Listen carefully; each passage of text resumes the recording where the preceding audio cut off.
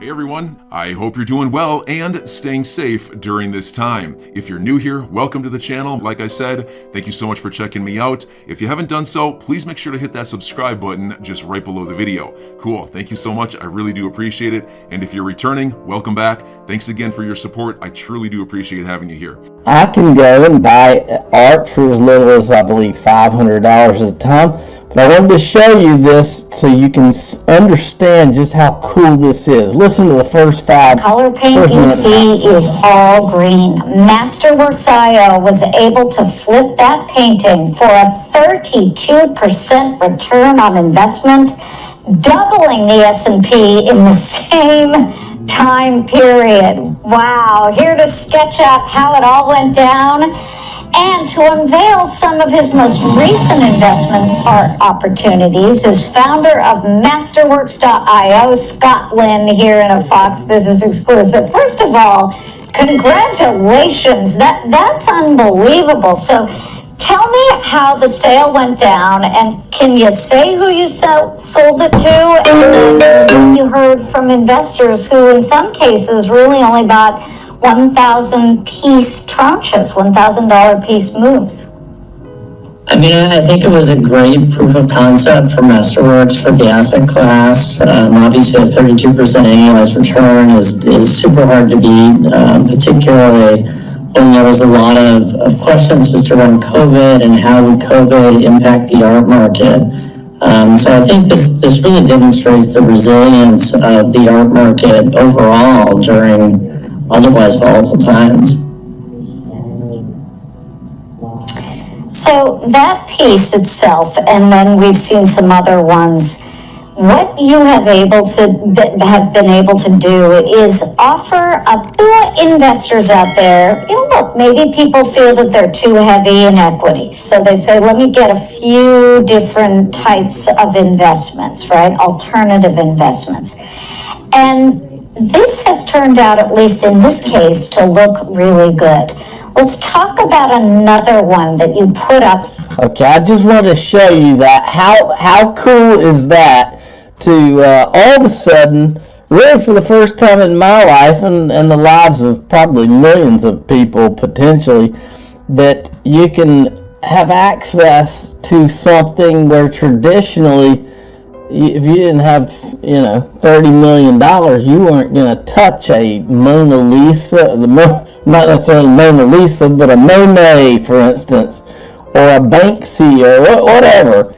Thousands of dollars, and now I guess they're democratizing the investment into art. And they actually have gone and they work with the SEC. They actually securitize these things, actually buy a painting and then turn it into shares that are, I think, $20 a share, and then with a minimum investment of like $500. Now, there's a link to this at the top of the description of this video.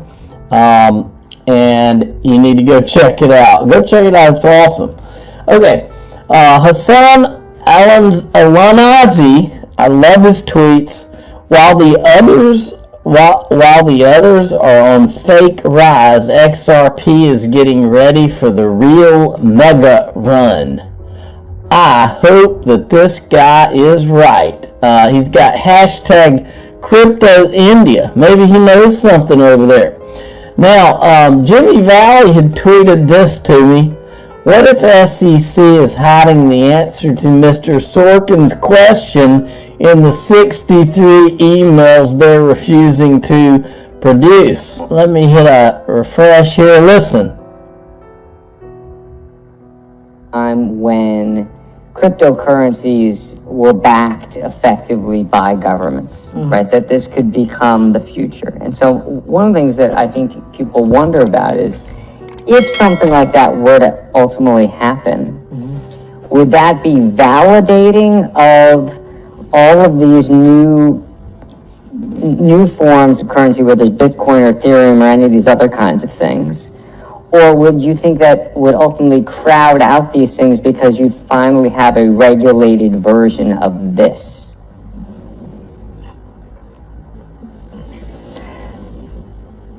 I think we'll see.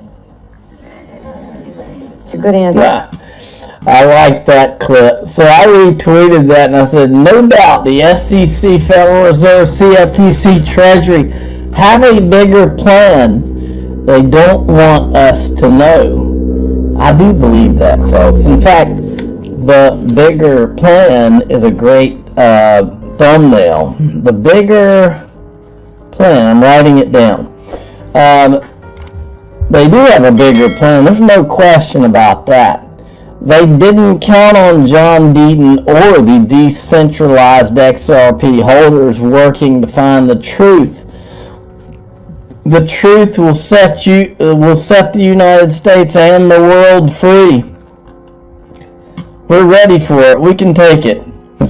XRP is going to shock the world. I agree, Jack the Rippler. This is when Charles Gasparino was on Fox Business the other day. Ripple has said it's confident it's going to win lawsuit and IPO after possible positive outcome. Shock the world. That's a thumbnail too. Shock the world. I hope it does. That's why I'm here. Ripple tweeted this today. Our own James Wallace, VP of Central Bank Engagements and CBDCs, joins other industry stakeholders in this webinar.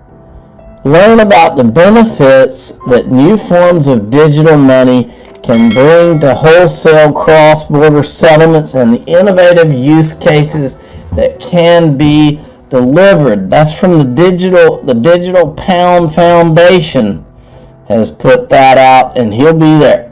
So, by the way, the digital asset that you own, let's say your dog coin, is there a company that's working on a use for your dog coin with someone with the title VP of Central Bank Engagements and CBDCs? I thought not.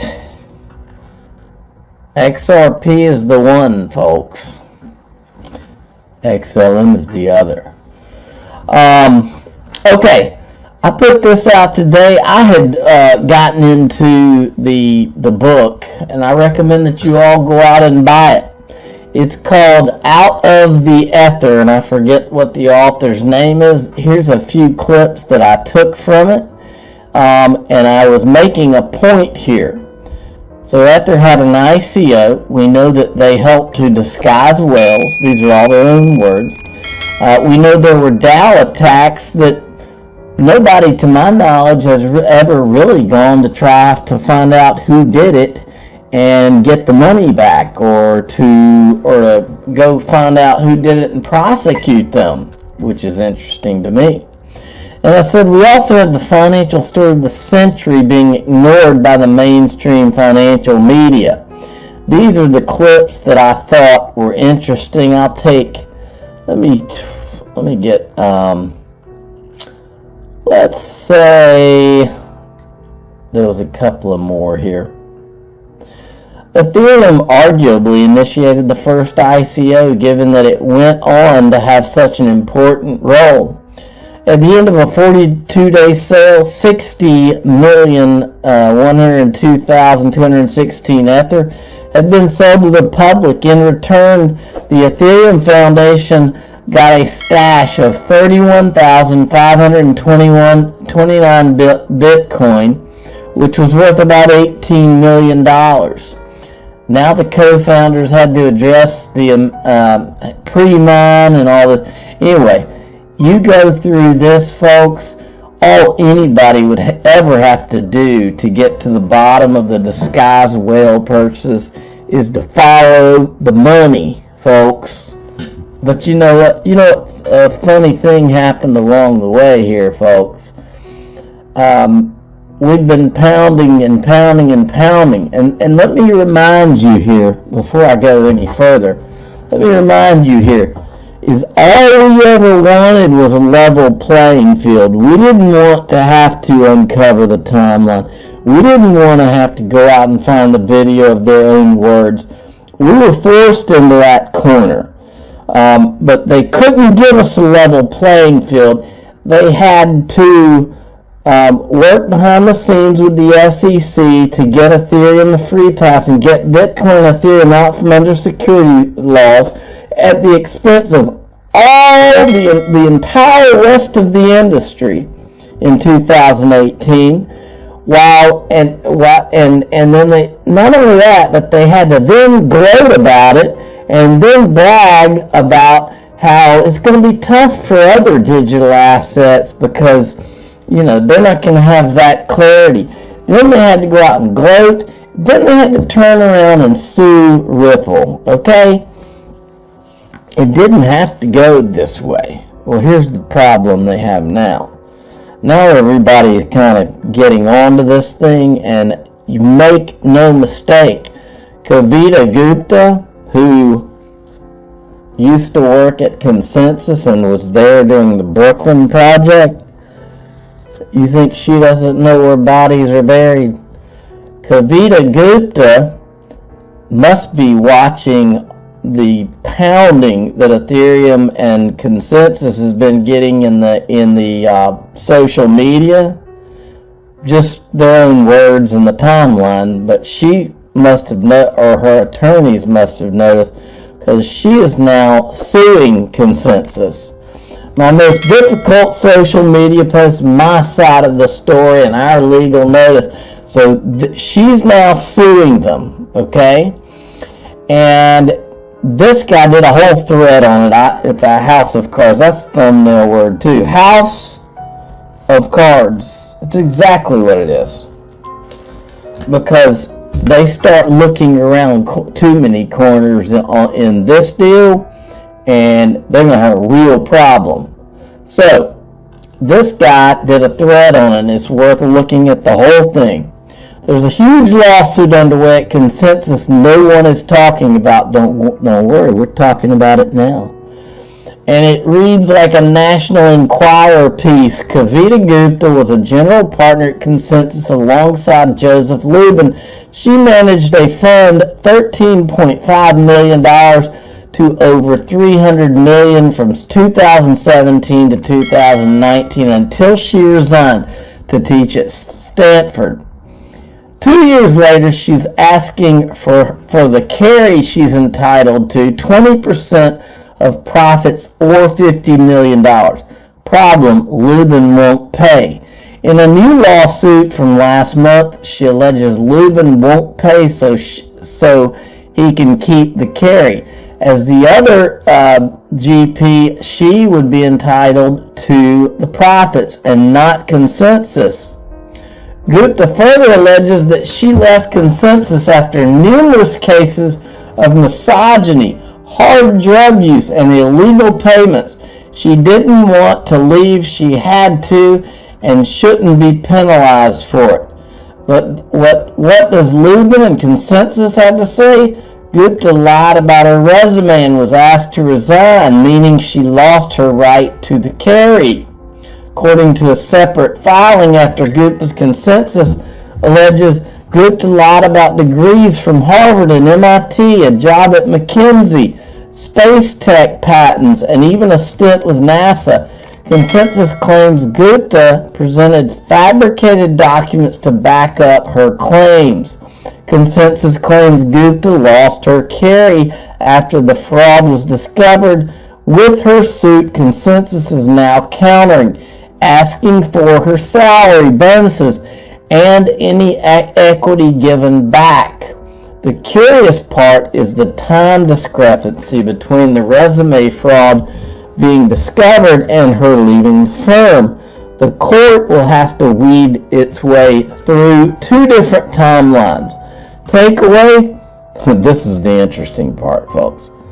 One of Ethereum's most important VC firms is about to go through a messy legal ordeal.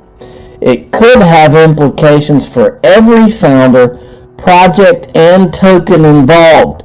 Extra. All this information is public and stated in linked documents. I have no affiliation with either party, but find it interesting given Consensus' place in the larger ecosystem. let's focus on this one. First I wanted to show, well, it's over here. Let me go pull this back. Yeah. I said, is it somewhere between A and Z? And I copied Jack Dorsey and Elon Musk. Remember back a few months ago, or a few weeks ago, when Jack Dorsey and Elon Musk were going back and forth about Web3, and one of them said something about A and Z, and they were referring, I think, to Andreessen Horowitz. And I don't know for sure, but I think Andreessen Horowitz could be one of the big VC firms they're talking about. Might not be, I don't know. Takeaway, one of Ethereum's most important VC firms is about to go through a messy legal ordeal. I wonder if Kavita Gupta may enter into evidence our timeline of the Ethereum free pass. I wonder if she wants to talk about that at all. I bet she knows some things. I know she was there during the Brooklyn project, folks. And then there was this part, and by the way, Preston Byrne, if you remember who Preston Byrne is, he's the attorney who, back after the Ethereum pre-sale, said that he thought there were illegalities and that they were actually, it was primarily mega whales that were purchasing the Ethereum, and that they were trying to make it look like it was some sale that went to all these random people around the world. He tweeted this out. He says, "Yikes, Kavita Gupta taking no prisoners with this complaint." And what it says is she claims that Consensus had not had a payroll system in place, but had simply paid employees with Ether cryptocurrency without appropriate tax reporting and withholding. And I was asking the IRS if they weren't doing that, what do you think they were doing when they were helping to disguise whale purchases during the Ethereum ICO? Then Preston Byrne tweets this out. Please to have my doubts about the legitimacy of the ETH pre-sale quoted in the Infinite Machine. Let's see what he had to say. Handful of close associates working in concert because the chart showing the flow of Bitcoin was unnaturally even and almost exactly the same as the chart of a mathematical power function. Something so perfect, he suggested, signaled the work of a bot. Byrne said it was highly suspicious that the initial 2-week period of the Ethereum pre-sale looks more than merely typical. There's very little randomness in it. It looks perfect, and unless Vitalik subtly managed to telepathically hack everyone's brains so buyers would participate in the pre-sale in an organized fashion, it's likely that enough Ether to move markets is concentrated in not a lot of people. Research firm Chainalysis later confirmed the suspicion that Ether distribution is concentrated. Only 376 holders control 33% of the circulating Ether supply, a May 2019 report found. One anonymous cryptocurrency researcher who goes by the online name of Heisu did further analysis of the sale after Byrne's post. He found that the two bumps in demand during the sale, one at the beginning and one at the end of the 42-week period, are an expected consequence of people buying right before the Ether price increase. Still, like Byrne, he didn't find an explanation for why the graph looks so damn smooth, while Vitalik hopes there are. Anyway, that's so you can kind of see what he thought about the whole deal. And finally, I wanted to show you this video. This is from this guy who was a Paul Atkins, former SEC chair. And I'll remind you, I'll say it again. I do not want anybody or anything hurting this. I want Bitcoin to do well. I want Ethereum to do well. I want XRP, XLM, Cardano, I want them all to do well. But I want them to do well on a level playing field. And I've always felt like the two inferior technologies, Bitcoin and Ethereum, proof of work, that does not work, that they were propped up through this regulatory capture to hold off the rest of the industry that was the actual technology that worked, i.e. Cardano, XLM, XRP, hold off the rest of them while you give these to a commodity status so that they could get a head start. That's what I've always felt like this was about. And so listen to what this guy says. Because Chair Gensler has suggested in the past that he believes Ether to be a security. Well, going back even before Chairman Gensler was nominated and, of course, confirmed and appointed, there were some people who said, he's going to take a very hands-off approach to the crypto world because, he knows it and understands it and that sort of thing. I think that is not indicated by anything before or currently. I think his he had that lecture at MIT that people can pull up on YouTube or whatever, where he talks about how Ether is a security.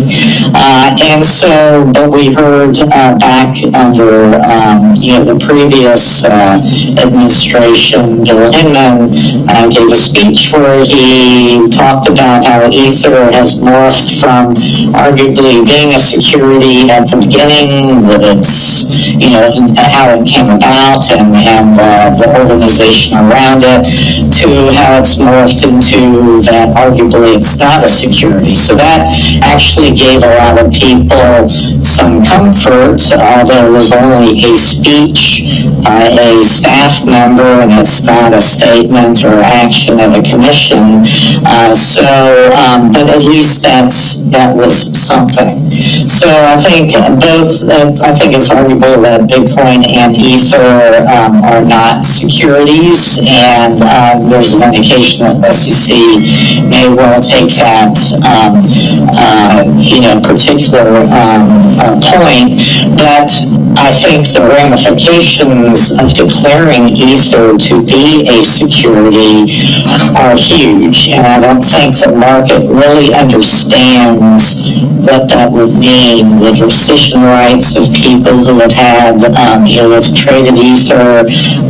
If it's an unregistered security, that could just have a huge impact on, that whole ecosystem of everything that's then based on that particular framework. So I don't think the SEC is going to do that because of the ramifications of that. But right now it's still If they had done the right thing from the start, they wouldn't be in this mess, folks. If they had looked at this crypto industry and said, look, we're gonna let have a level playing field and let this industry blossom and let the best technologies win, then they wouldn't have this issue. This is their own faults, folks. Make no mistake, if that's where this goes, or if this lawsuit between Kavita Gupta and Consensus, if this blows things wide open as a result of all the things that have been found, that's on them. They didn't have to do it this way. I'm your guy. I will keep you posted. I'm your advocate. I'll be back on a daily basis, usually multiple times per day, with these videos to keep you updated with everything going on. So, I hope you enjoyed the video. If you haven't done so, make sure to hit that subscribe button. Feel free to share any of my videos with your friends, family, social media, or anybody who may care to listen. Thanks so much for your continued support. I'm always here for you. I want to help you through this time. So thank you so much for continuing to choose me. Enjoy your day, stay safe, and I'll catch you again probably in a couple hours. Thanks, everybody. See you later.